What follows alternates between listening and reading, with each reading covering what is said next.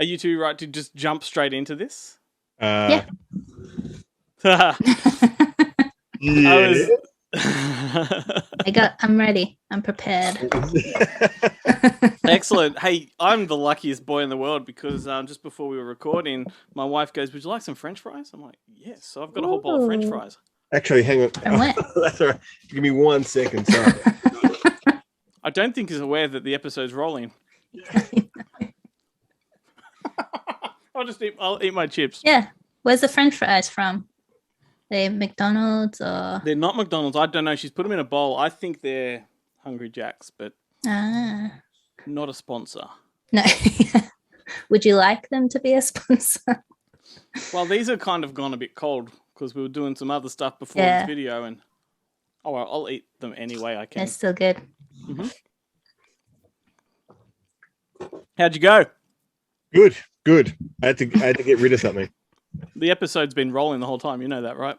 Yeah. People got to enjoy my lovely collection behind them. And my mukbanging. And your chip eating. Yeah. So hello to everybody. We're here for the Thursday night Lucky Dip, joined by Samantha Housen. How are you, Sam? Good. I am fresh, apparently. And she's wearing tracky dacks. I'm wearing trackies. So I'm comfy too. Excellent. And Ben is what we used to refer to as Nudie Rudy. Yeah. It's actually during the entire 2 years of lockdown, I've not been wearing any clothes, and my skin has just formed a crusty outer shell that looks like clothes. Wow, that's a visual. It's very angry and irritated, as you can see. Very red. I'm not doing well. That explains the same top every week. Yeah. I've only got one jumper that still fits, Glenn. The COVID-20 is real. It's real, I tell you. That is a layer of COVID. It is. You're immune because it's on you. That's 100% true. Should we just dive straight into this? Who wants to go first? Damn it. Okay, Ben's going first. And just for everybody, for the benefit of people watching, we do a podcast called Good Movie Monday. It is on a Monday. You can go to goodmoviemonday.com. What you are seeing now is just some bonus content that we give you for free. You're welcome. Oh, look at that. Ooh. Oh, no. That was some wasabi sauce. I realized that I can't open this while holding the bowl. No. What's this? Rushmore. Wes Anderson. Was that his first film? Oh, Wes Anderson. His second. He had Bottle Rocket or whatever. Yeah. I think Rushmore may have been released first. Rushmore is the one that really announced him. Yeah, no one cared about Bottle Rocket until because Bottle Rocket was actually a short that won an Academy Award or was nominated for Academy Award, and then they turned it into a feature. And nobody likes Owen Wilson with a flat top. Yeah, Dignan. It was also the other. It was weird though that Luke and Owen were the ones that whose careers took off because they're both the stars of Bottle Rocket Bottle Rocket. But the other brother, the classically much better looking brother, whose name I can't remember, is it Andrew Wilson or something? Oh. He was in it, and no one cares about that guy. I didn't know they had another brother. Yeah, and if you look at him, and he's like a Bruce Campbell kind of 40 swashbuckler movie star kind of looking guy, much more kind of classically handsome. And of course, their dad is Brian Wilson from the Beach Boys. Of course. I was going to say, I don't think I'm glad Ben went along with that. I was trying to see what Sam would do. She's the one on the Google machine there. I thought she might be like, look it up. Yeah. You know what they say about Brian Wilson, though? He did get around. Do they say that? Yeah, actually. He did? Yeah, okay. Round gets around. Yeah. They get a buzz driving up and down the same old streets, Sam. I didn't know that their songs were so literal. I know. Pet Sounds was all about the menagerie in the backyard. That's right. Things got weird. When you get joking. successful, things get weird. I saw that. I think Rushmore is on Disney Plus. Oh, that's right, Rushmore. Yeah. Talking about Bottle Rocket. But yeah, I haven't seen it personally, but I was like not a massive fan of Rushmore when it came out. I've grown to appreciate it a little bit, but I like his subsequent films a lot more. like I really look. I think. Look, it's a tough one between that and Royal Tenenbaums, but I think Rushmore is still my favorite Wes Anderson film. Okay. But I was working at the video store when it came out, and I recommended it to everyone to the point where I had several customers who would really routinely come in afterwards, and they would hold up, they'd hold up 2 tapes. And they go, "Which one do you like better?" And I go, "Well, Space Truckers is clearly the superior one." Damn straight. "I'll take this one, thanks." because of recommending Rushmore so vehemently. so funny. I've just found out a really genius way that we can actually get some fund in for the podcast, Ben. If we can just get everybody to donate $1 each time both of us say, "I was working at the video store when that came out." Yeah, that's so true. Yeah, the thing is, I only worked at the video store for a couple of years. Yeah, I was there for 20. It was life-changing, though. Life-changing. Like, Mine was life-destroying. Oh. When was it? 98 to, I don't know, maybe a bit more. 2003. Well, I was there from 99 until 5 years ago. Yeah, right. Oh, okay. Yeah. A long time. There we go. Yes. Anyway, Rushmore. My favourite Wes Anderson film is definitely Royal Tenenbaums. They've been a bit hit and miss for me over the years, but I do like his work. The new one that's coming out looks pretty amazing. Yeah, I do like the look of. Was it Licorice? No. That's the new Paul Anderson film. Is it? Yeah, the Licorice Pizza. Yeah, I thought that was Wes Anderson. No, that's Paul Anderson. Oh. Are you talking about the French Dispatch? Yes, that's the one. Oh, yeah. Okay. No, okay. It kind of reminds me of that other film that's coming out, has come out, the Irish one, Belfast. Oh, yeah. I haven't seen the trailer for that, but I've seen the poster. Yeah. For some reason, I always get those two kind of mixed up in my head because, like, they do a lot of like center shots. Like a wide shot. Yeah. Wes Anderson loves to open with a wide shot. Yeah.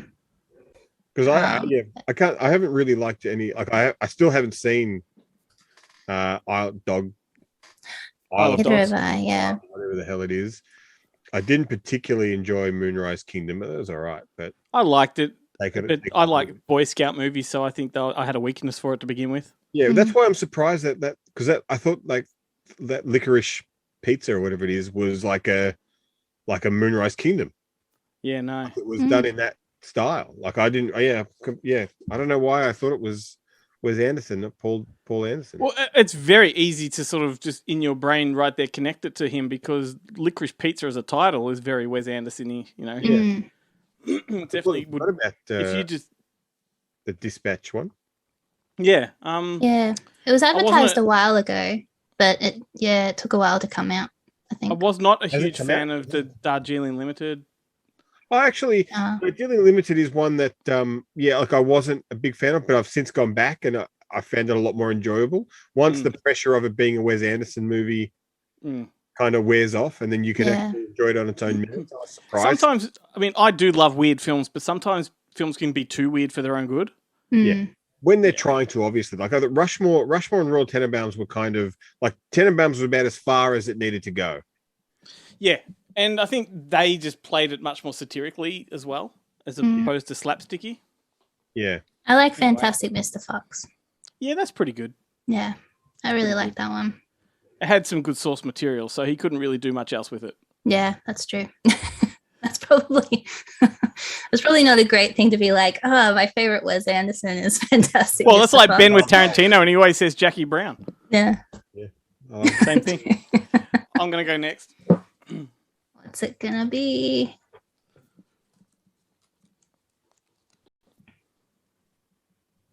Oh, never. Oh, 2. I haven't seen that one. She's like, 2. I can't remember. I haven't 2. seen 2. Number 2 is directed by the other George Miller. Like there was that point in time where everybody thought the director of Mad Max made Neverending Story 2, but it was the other George Miller who had ironically made The Man from Snowy River, which was an Australian film, so it's so easy to get the two confused. Yeah. It's literally called The Neverending Story 2, The Next Chapter. Yes. Which I feel like they didn't need that last bit. But if you're a fan of the book, right, you'll know that the original movie was only like less than a quarter of the book. Oh, okay, I see. Yeah. So the sequel actually takes probably 2 or 3 major chapters or plot points from the books and makes them into one movie. So for a lot of people that don't like the Neverending Story 2, it is kind of true to the source material. It's not done as well, but it's got some good stuff in there. Like Wizard of Oz, like we were talking about the other week. And it's actually, I think Neverending Story 2 kind of has a little bit of a Return to Oz feel to it as well. It's like a little bit scary, not quite as scary, but yeah. It's obviously not as good as the original Wolfgang Peterson film, but it's certainly no Neverending Story 3 with Jack Black. That's a fucking awful film. Jack Black, really? Yeah. Does Neverending Story 2 have an awesome title song by, was it Tiamat? Tamal? Is it Tamal? Lamal, yeah. Oh, when they used to have theme music like specifically made for the films. Yeah, because the song is Neverending Story. Yeah, Neverending Story. Yeah. Oh, did they? Oh, they just redid that song. No. He's asking me if they had one, but they don't. Okay, sorry. Did they have one? Did they have it? Was it Neverending Story 2? Another ending story. I think they have a reprisal in the score. I think there's a bit of a reprisal, but there's no theme to my knowledge. Theme. I mean, the film did not perform well. It's not considered a good film by any means. But that was, funnily enough, compared to considering what happens today, that was still at a time where the sequels were like less than. Like, we want you to make the same thing, but we give you less money. Less marketing support. Straight to VHS sometimes. No, well, yes, but this one was at a time when the sequels did go to the theaters, and I remember seeing this on the big screen, and I was excited to be back in Fantasia as a kid. I had those memories of seeing the first one, and I was terrified of it, and so I was a bit older when number 2 came around, and I was so excited. And then suddenly Jonathan Brandis is playing Bastian, and I just didn't, in my head, I couldn't comprehend how you go from Oliver Barrett with the fucking brown bowl cut to some kid with blonde spiky hair. It's like, what? Huh? It was the 90s by then. Yeah. But look, it's I like it. It's one I do go back to every now and then. But we won't start. But not number 3, apparently. Number 3 is hideous, man. Yeah. It's directed by Peter McDonald, who did Rambo 3, and the biggest, there's so many things that are wrong with it. The characters come out of the book into the real world because they couldn't afford a budget to go back to Fantasia. And Jack Black plays the villain. Jason James Richter from Free Willy plays Bastian. But the Luck Dragon, Falcor, looks like he's on meth. Like, it is not the same Luck Dragon. Like, they've got Jim Henson Company came in and created a new puppet and didn't model it after the original whatsoever. So look up Falcor from part 3 on Google, and he'll look like a meth head dragon. He looks like a.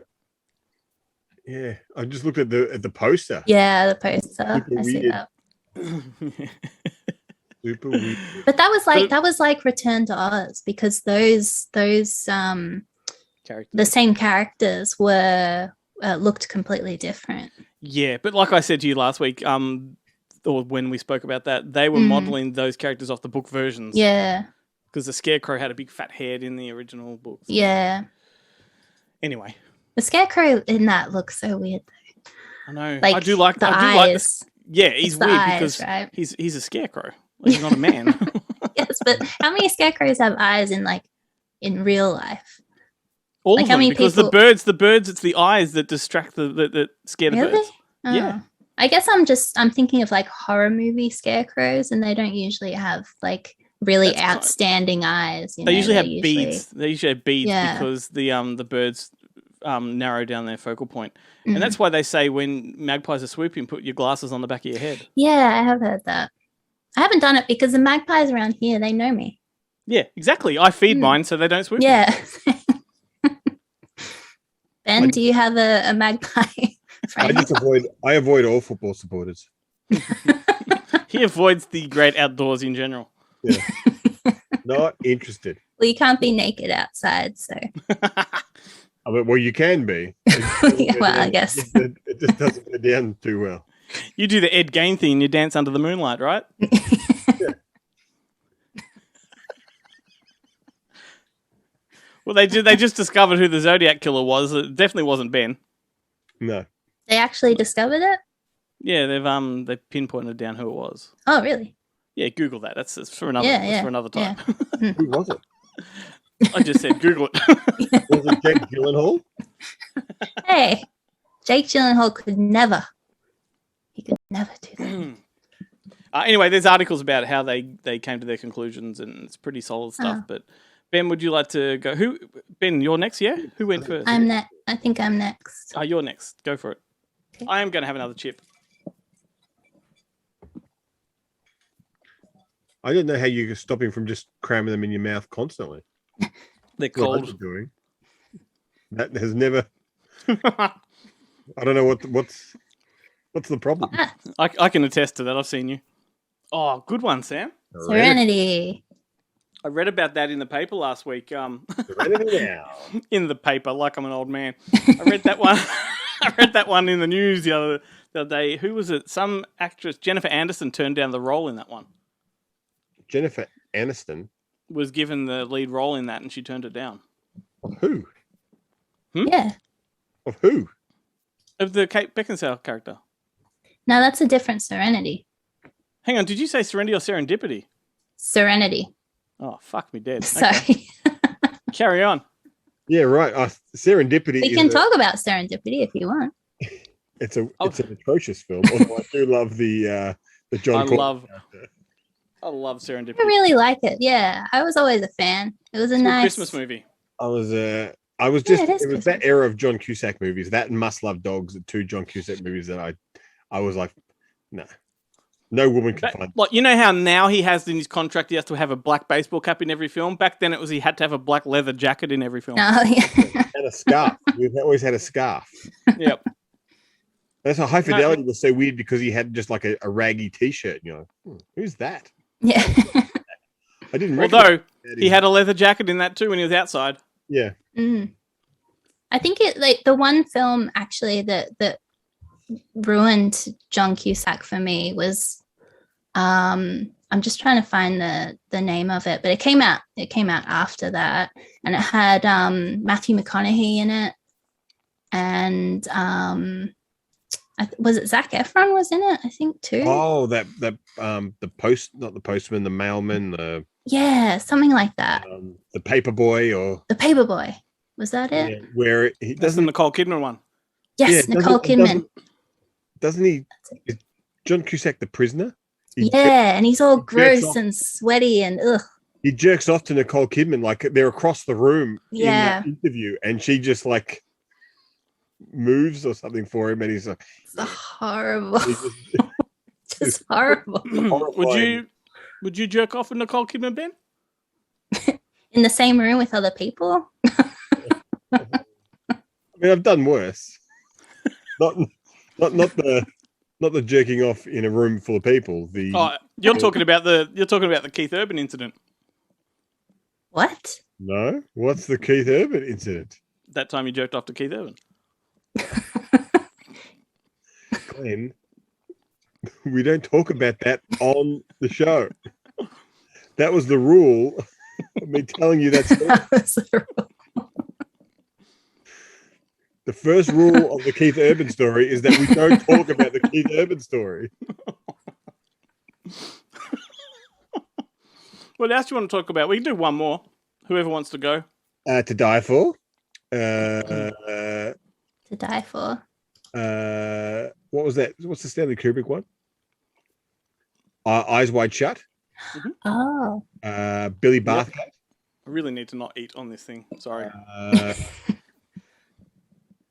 Dead Calm. Mm-hmm. BMX Bandits. No. Wind Rider, but definitely not BMX Bandits. Wind Rider's a great one. I'm trying to think of the other Nicole Kidman movies I've jerked off to. I was gonna say, is that why you're listing them? What a horrible Wind Rider? How do we get off to? How do we even start talking about jerking off? I mean, this was a plain cover, but Ben's very skillful in how he blows his wad, and that's how it landed. Just sort of, it's spelt Wind Rider. It's science, Glenn. You put like that invisible like ink thing over it, and it just settles. It has a reaction, and that's what's left. Oh, science. Samantha, I'm sorry. Wow. This is what you get for joining a boys' club. It's fine. I just wanted to be known that I'm just playing along. I did not start the jerking off story this time. The hands are up. I only make jokes about child molestation.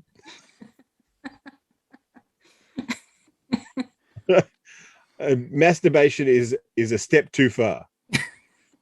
But he doesn't. You're the one that keeps going on and on. He can start the video with his dicky, but you know. Yeah. Dicky just is just the collar and the thing. It's not anything down. Get your mind out of the gutter. It's not a Corona sweater. You know what a dicky is, though, yeah? Right. He's the guy from Saturday Night. No, what was it? Hey, it's Saturday. Yeah. We were on a good roll for a while with this video. That's all right. I think they're gonna kick this video off Facebook and Instagram. I'll give it a sensitive content warning. Samantha, we need you to class things up a bit. Or join us in the gutter, whichever you prefer. Yeah. I don't know if I can class things up. I can just ride that line, that be on the fence the whole time. Right. That's groovy. My just look disgusted at everything we say. Exactly. I'll be like, ugh. God. It's not that bad. There's someone on the show that's disgusted by it. I'm trying to think. If you go back to our episodes of the show, I think on nearly every episode, there's some when you're on it, Sam. There's a point there where you'll say something to the effect of, "You can't say that." Yeah, I know. I say that all the time. I say it like to anything. I'll probably be like, "You can't say that." Remember that TV show? You can't do that on television. Oh yes, I do. Did you ever see that? When was that? It was during the 90s. Alanis Morissette started on that. And that's really? Morissette was like one of the kids. Oh wow. And it was like a kind of a variety. It was a sketch show. A sketch show, like a kid's sketch show. And they had if you said water, then like a bucket of water would be poured on you. So let's preface it a bit because it was kind of like a sketch show with sort of live elements of it, like a night show type of thing. And so whenever a person from the cast would say water would get dumped on them. In fact, it was the start of Nickelodeon. And then every time someone said I don't know, they dump slime on them. Okay. Yeah. That's cool. What a show. Amazing show. Do you remember one of the sketches with Bath Burgers? And it was this hideous cook that just like had like body odor and like dandruff and all kinds of shit dripping in the food when he served it. Yeah, and they'd be like, "Hey Biff, did you see there's a guy ran over a dog in the street?" And you're like, "Not anymore, kid. What do you think's in the burgers?" It was just total gross out stuff that us at the time thought was the funniest shit on earth. Yeah, and then all the kids would like simulate puking. Yeah. They were back next week. They're always back at Biff's. Yeah. Exactly, and they always used to just somehow pop out of their high school lockers and tell jokes. Yeah. This is a show you want to explore, Sam. It's fantastic. Actually, I feel like just double checking on YouTube and seeing if there are any episodes. Yeah, I think there are. I think there are because the guy that played Bath died about a year ago, and he was like quite a personality in Canada, and it was a big deal to them. Anyway, we're about towards the end of the video here, so we'll wrap up in a second, but feel free to... I was going to say, just Sam and I just looking on the internet now. Yeah. If I had a bucket of slime, I would, you need to be at the desk next time. Yeah. Yeah. and with plastic lining the wall. So let's just keep tripping nostalgic for a second, Ben. Do you remember there was a British equivalent to that show? Do you remember what that was called? It was Don't Tell Mum something. Don't Tell Mum. I can't remember the full title. And it was the British version. Don't Tell Mum I Said That or something like that. And that was quite good too. Yeah, right. I remember Educating Marmalade and Metal Mickey were the British ones that We're leaving Sam for dust here. Yeah. And probably everybody watching. Educating Marmalade was brilliant. She was the Marmalade Atkins, the worst girl in the world. And her parents sent her off to this rock, this Catholic school in the rock in the middle of the ocean, run by two nuns, and both the nuns had mustaches and were secretly prison guards who believed in corporal punishment, and they were constantly bashing her over the head with their cricket bat or a baseball bat. Oh my God. But she was returning the favor. She would torture them routinely. Yeah. Mate, how good was kids' entertainment in our day? It was so good. Hey, Sam, you're going to join us on the show on Monday? Yes. Our special guest is Guy Pearce, so everybody watching this will want to listen to that. It's going to be a good one. Ben, I guess I'll see you there. Yeah, maybe. I mean, let's keep it. Let's keep a little mystery with the show. Let's keep tease the audience. Maybe I won't turn up. Maybe I'll be sick next Monday. Sick, as in watching Wind Rider. Watching the Paperboy. Cut.